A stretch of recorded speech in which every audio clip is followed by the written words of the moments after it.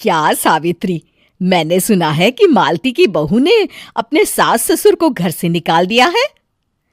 अब क्या कहूं, आजकल की बहुओं का कोई भरोसा नहीं है, कब क्या कर दें।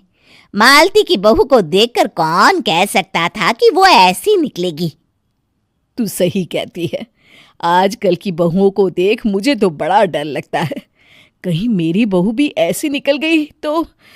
नहीं, मैं तो गांव की सीधी सादी लड़की से अपने बेटे की शादी करवाऊंगी। इस तरह एक दिन गायत्री अपने बेटे की शादी गांव में रहने वाली मीना नाम की लड़की से करवा देती है।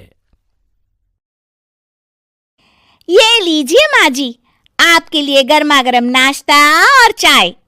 अरे वाह बहू, सच कह रही हूँ, जब से तू इस घर में आई है मुझे तो बड़ा आराम है। तेरे जैसी बहू तो किस्मत वालों को मिलती है। का माँ जी, अब इतनी भी तारीफ मत करिए ना।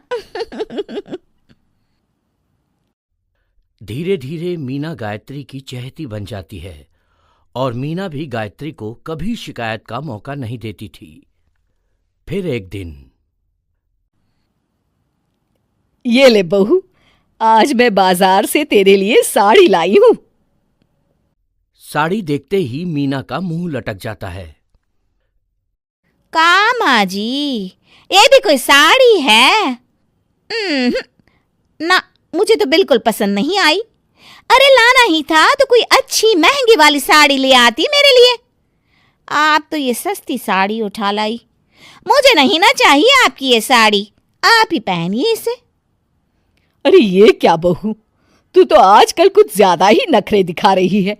मैं इतने प्यार से तेरे लिए साड़ी लेकर आई हूं और तू है कि उल्टा मुझे ही दो बातें सुना रही है। अरे माँ जी, आप अपने लिए तो बड़ी डिजाइनदार और महंगी महंगी साड़ियां खरीदती हैं और मेरे लिए ये सस्ती साड़ी ले आई। आप समझती हैं कि मैं गांव से आई हूं इसलिए मुझे कुछ नहीं पता। हाँ, अरे कुछ नहीं, तुझे शहर की हवा लग गई है बहू। इस तरह दोनों सास बहू में रोज किसी न किसी बात पर लड़ाइयां शुरू हो जाती थीं। एक दिन गायत्री अपनी कुछ सहेलियों को अपने घर चाय पर बुलाती है। अरे बहू, मेरी सहेलियों के लिए बढ़िया चाय नाश्ता तो बना दे। अरे माँ जी, अभी ना मेरे पास बिल्कुल भी समय नहीं है, मुझे ब्यूटी पार्लर जाना है। चाय नाश्ता आप ही बना लीजिए। हाँ, तू कब से ब्यूटी पार्लर जाने लगी है? शहर आए 2 दिन नहीं हुए और देखो महारानी के नखरे शुरू हो गए। बस भी करिए माँ जी, आपसे बहस करने के लिए मेरे पास ना बिल्कुल टाइम नहीं है। आपका क्या है, आप समझती हैं कि मैं गांव से आई हूं तो मुझे कुछ नहीं आता, और आप जो रोज रोज मुझसे मेहमान नवाजी करवाती रहती हैं नौकरानी की तरह। मीना के कमरे में जाते ही, अरे ये क्या गायत्री, तू तो अपनी बहू की बड़ी तारीफ कर रही थी, लेकिन ये तो तुझे कुछ समझती ही नहीं। भाई मुझे तो लग रहा था कि तेरी बहू गांव की है तो सीधी सादी होगी, लेकिन इसने तो शहरी बहुओं को भी मात कर दिया। हाँ। अपनी सहेलियों के सामने अपनी बेइज्जती होते देख गायत्री आग बबूला हो जाती है।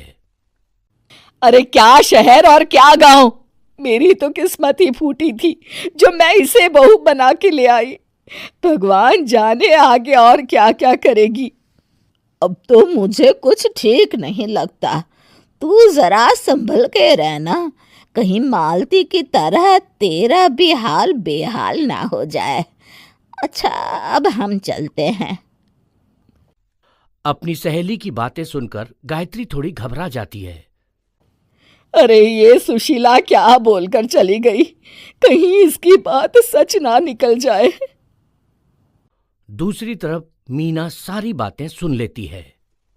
अगले दिन से गायत्री अपनी बहू से कोई काम करवाने से पहले 10 बार सोचती थी।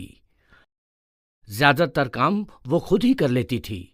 अचानक अपनी सास में आए इस बदलाव को देख मीना, लाइए ना माँ जी, मैं कर देती हूँ ना काम।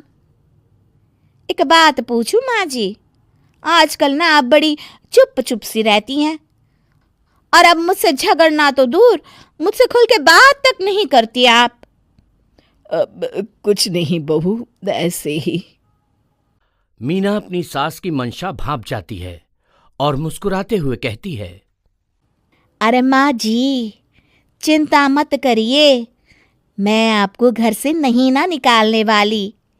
ये डर आप अपने मन से निकाल दीजिए। अरे छोटे मोटे झगड़े तो हर घर में होते रहते हैं, चाहे कुछ भी हो जाए, आप मेरी सासू माँ हो। मैं तो जिंदगी भर आपकी सेवा करूंगी माँ जी। अपनी बहू की बातें सुन गायत्री को एक प्रकार का संतोष होता है और उसकी सारी चिंताएं दूर हो जाती है। गायत्री अपनी बहू को गले लगा लेती है। मुझे माफ कर दे बहू, मैं तुझे गलत समझ बैठी थी। कोई बात नहीं माँ जी, ये ना घर घर की कहानी है। हाँ।